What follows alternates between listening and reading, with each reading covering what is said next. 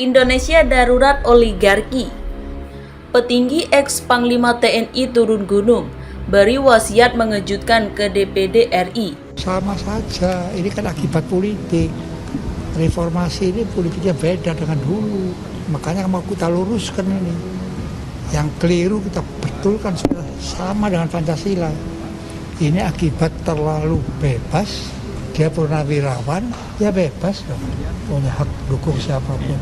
Tapi jangan mempengaruhi persahabatan. Itu hanya dinamika politik. Selesai, kita satu lagi sebagai tidak sekedar purnawirawan, sebagai bangsa Indonesia. Bangsa Indonesia itu tahu, sebagai bangsa pejuang. Seorang pejuang itu cita-citanya hanya yang baik-baik. Ingin bersatu padu, ingin wujud kesejahteraan. Jangan sampai masuk berkelahi, bukan sifat pejuang, rela berkorban. Mbah-mbah saudara itu. Kalau tidak rela berkorban nggak merdeka. Terima kasih.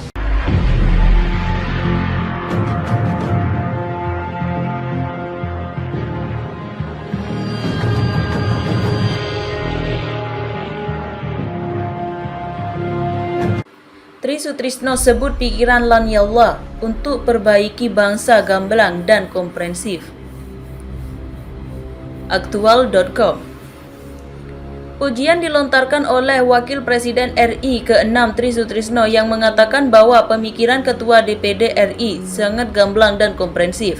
Hal tersebut diungkapkan Tri Sutrisno dalam acara silaturahmi elemen masyarakat Presidium Nasional Majelis Permusyawaratan Bumi Putra Indonesia Kamis 16 Juni 2022 di Gedung B DPD RI Senayan, Jakarta. Sebutan Pak Lanyala itu sangat tegas sekali, gamblang dan komprehensif. Sambutan beliau adalah sama persis dengan pemikiran saya. Buku saya yang tebal-tebal terangkum semua oleh pemikiran beliau dan pandangan Pak Lanyala, ujarnya yang langsung disebut tepuk tangan para peserta. Lebih lanjut, Tri mengatakan dia sangat setuju dengan Ketua DPD RI yang mana tadi mengajak kita sebagai rakyat jangan sampai disebut mengkhianati bangsa dan negara. Kalau dalam Islam beliau ini kita panggil syuhada karena beliaulah yang nantinya akan berjuang menyelamatkan bangsa dan oligarki. Saya sepakat bahwa oligarki ini sudah ada dua, oligarki ekonomi maupun oligarki politik. Pak Lanyala memperjuangkan untuk mengkaji ulang konstitusi dan punya tujuan mulia, yakni menyelamatkan bangsa kita dari orang-orang yang tidak peduli dengan Pancasila, ujarnya. Pernyataan Tri Sutrisno menegaskan dari pertemuan sebelumnya antara Tri Sutrisno dengan Ketua DPD di kediaman mantan Panglima TNI itu beberapa waktu lalu. Seperti diberitakan saat itu, Tri Sutrisno memberikan wasiat kepada Ketua DPD RI untuk melakukan kaji ulang konstitusi hasil amandemen tahun 1999 sampai 2002 silam demi menyelamatkan bangsa dan negara. Saya ini sudah 87 tahun, tidak lama lagi akan meninggal. Saya titip wasiat kepada Anda karena saya tahu kakek Anda, Pak Mataliti, itu pejuang. Waktu peristiwa perobekan bendera Belanda di Surabaya, saya masih anak-anak melihat dari toko kakek Anda di Tanjungan. Tolong selamatkan bangsa dan negara ini dari kehancuran di masa depan, ungkap pria kelahiran Surabaya 15 November 1035 itu. Dia membeberkan bahwa amandemen konstitusi yang dilakukan 4 tahap di tahun 1999 hingga 2002 silam sama sekali tidak dilakukan dengan tahapan yang ideal. Perubahan dilakukan cepat-cepatan dan ada pengaruh kepentingan asing sehingga hasilnya bangsa ini kehilangan keindonesiaannya. Ini pasal-pasalnya yang sudah tidak nyambung lagi dengan Pancasila yang ada di naskah pembukaan UUD, sehingga jangan heran kalau kemudian lahir banyak sekali undang-undang keturunan dari konstitusi yang merugikan rakyat sebagai pemilik kedaulatan bangsa ini, tuturnya beberapa waktu lalu.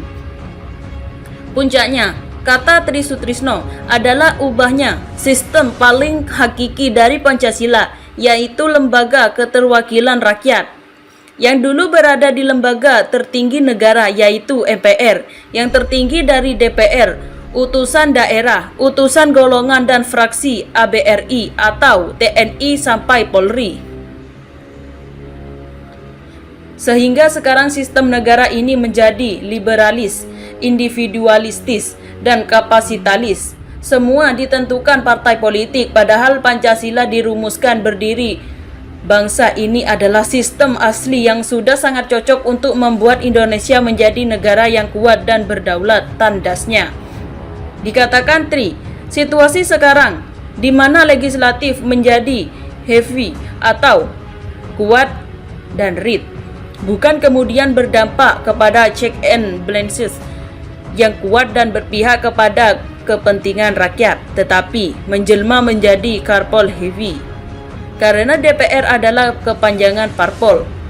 Karena itu lanjutnya ulang kaji amandemen konstitusi dengan cara kembali kepada UUD, naskah asli, lalu lakukan perbaikan-perbaikan melalui amendum agar bangsa ini dan anak cucu kita selamat. Bangsa ini bukan milik legislatif orang, tetapi milik 270 juta rakyat.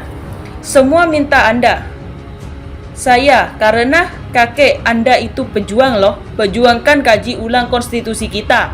Pastikan kedaulatan kembali ke tangan rakyat. Pastikan Pancasila yang ditetapkan di naskah pembukaan UUD menjadi falsafah dan norma dari semua pasal yang ada di konstitusi ini. Wasiat saya, pukasnya. Terima kasih telah kunjungi channel ini. Kami hanyalah sebatas menginformasikan, Andalah yang memutuskan.